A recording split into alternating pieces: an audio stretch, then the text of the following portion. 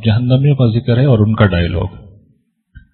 یہ جو سرکش ہیں ان کے لیے بہت برا ٹھکانہ ہے جہنم، اس میں یہ ڈالے جائیں گے. بہت بری جگہ ہے وہ.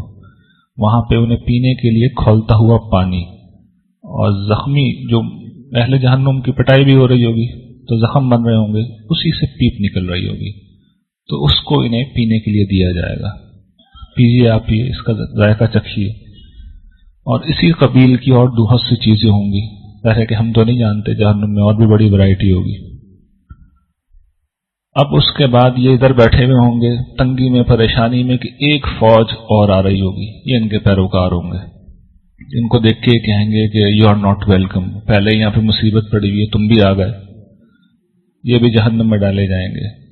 تو جواب میں وہ جو پیروکار ہوں گے اپنے لیڈرز کو دیکھ کے کہیں گے کہ تم ہمیں کہہ رہے ہو کہ خوش آمدید نہ ہو، تمہیں خوش آمدید نہ ہو، بدبختو تم نے تو ہمیں اس حال میں پہنچایا ہے، اتنا برا ٹھکانہ ہے اور اس پہ تمہاری وجہ سے ہم بھی آ گئے. یہ ہوتا ہی ہے نا کہ عوام الناس تو لیڈروں کے کہے پہ چلتے ہیں.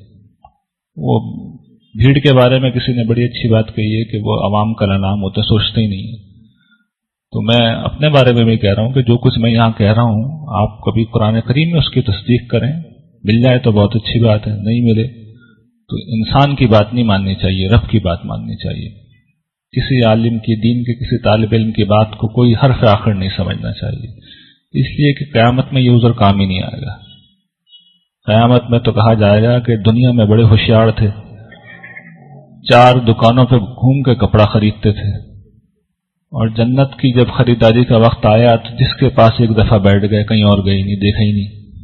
ذرا گھومتے تھے، سودا دوسری دکان پہ بھی دیکھ لیتے، اور ہم نے تو اپنی کتاب دے رکھی تھی، کسوٹی تھی، اس پہ پرکھ کے دیکھ لیتے کس کی بات صحیح ہے کس کی غلط ہے. ہمارے پاس تو سمجھیے ہمارے گھر میں جیتا جاگتا رسول موجود ہے، ہمارے ساتھ اللہ کے رسول، یہ رسول اللہ صلی اللہ علیہ وسلم کے الفاظ ہیں، اللہ تعالیٰ کے الفاظ ہیں. انہیں کیا پسند ہے کیا ناپسند ہے سب کچھ لکھ کے دے رکھا ہے.